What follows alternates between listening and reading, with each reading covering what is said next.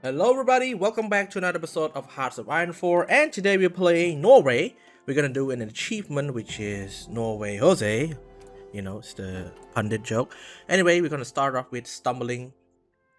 I don't know what stumbling it is, but we're gonna go with the monarchist path. It is a good way, a better way, an easier way, and a less complex way. You know why? Because you had a chance to rally up your troops, you had a chance to build up your war support, you had a chance to build up your infantry. Also, it's gonna be risky, but I'm gonna tell you guys how to do it in a very easy way. So technically, you're gonna build up your infrastructure, which is the railroad. It's really important. Not a rail. Is it a railroad? Yes, not a railroad, but more of a infrastructure. It's really important, especially if you're playing as Norway. You're gonna have a lot of movement of your troops, especially when you try to take on Sweden or Finland. That's the first thing. The second thing is related to stumbling to starting. So you're gonna need to go on monarchist path. That's important. You need a lot of political powers. When you reach 150 political powers, make sure you choose your advisor, which is the complement politics. So most of the time, after I manage to get my advisor, I'm doing most of this thing on the demonstration of the monarchist. It's really important because you will get a lot of infantry troops, not really a really good one, but a decent one, which helps you to maneuver the border between Sweden, especially with Denmark or Iceland or even the UK. So that's how it works. So I would spend most of my time here spending political powers. I'm not researching any national focus tree because it's not really in the time that we do that. And saving a lot of stuff mostly on political powers helps you a lot. That's the key point of this game. Because if you're just focusing on going with the flow, that's not how it's gonna work.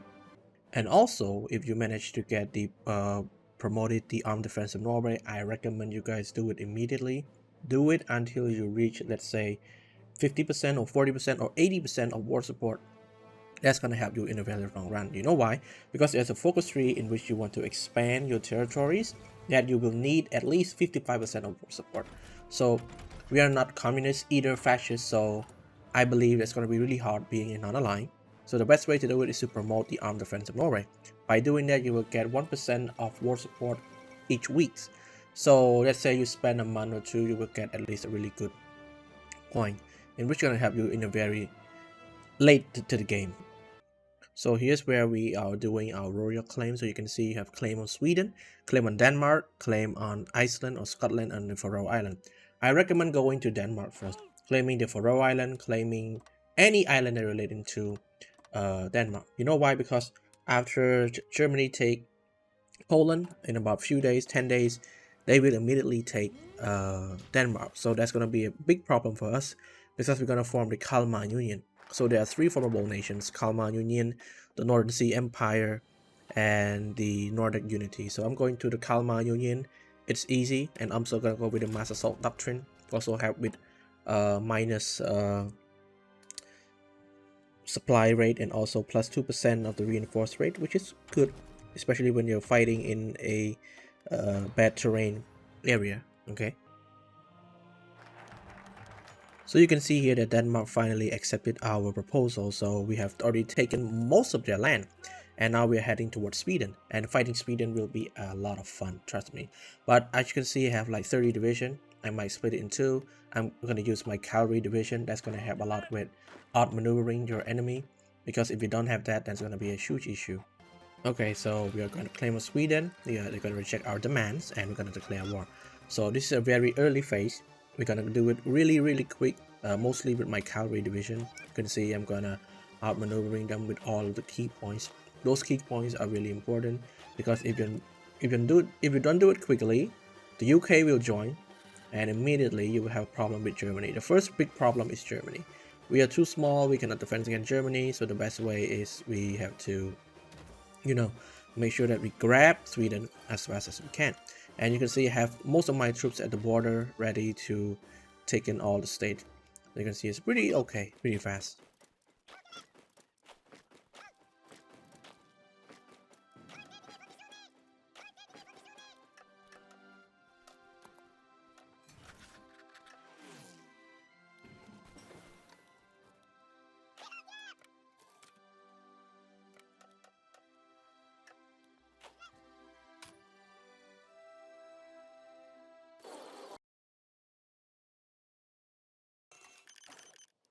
So when you have taken all of Sweden, so you can form the Kalmar Union, you will get most of these factories and resources and also the manpower.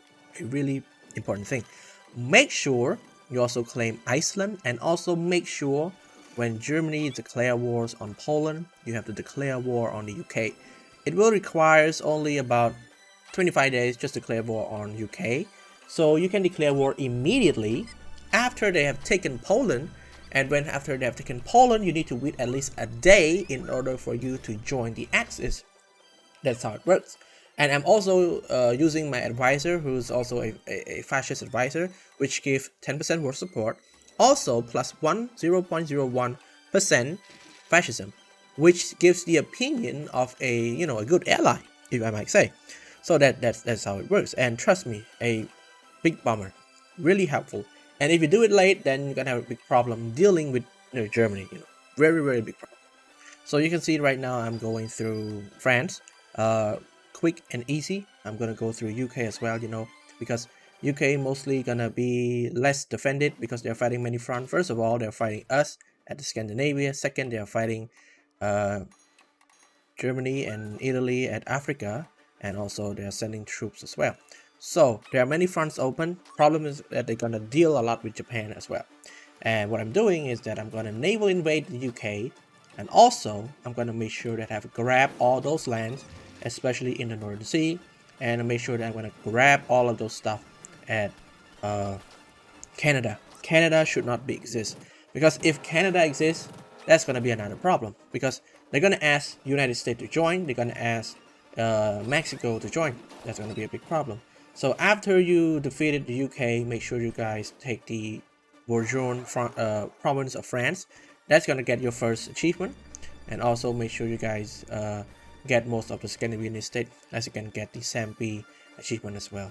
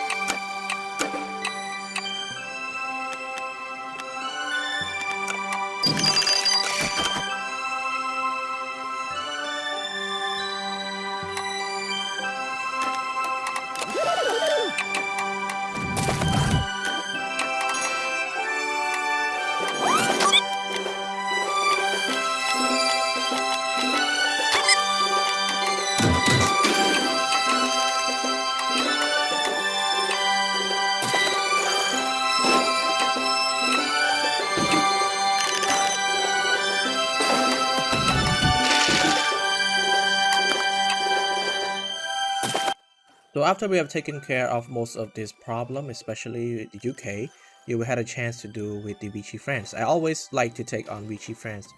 Vichy France is a really good state as long as you're in the Axis, or you get guaranteed by the Germans and the Italians. Vichy France is like a free real estate. You can just take it easily. You also can take their ships. You also can take other resources. A really good spot. And if you can't take it, just call your ally in and just grab a few provinces so that you can get all of those resources.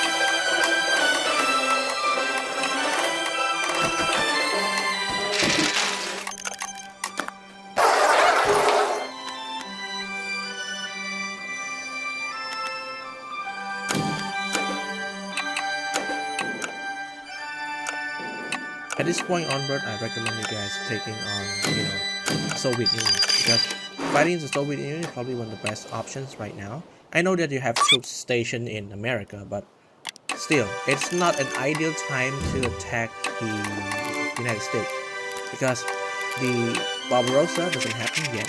It's 1941, I know, but it's best to, participate in the German-Soviet War. Really, really important, because then the Germans, they don't have, problems having us in the war in the United States, as I'm doing.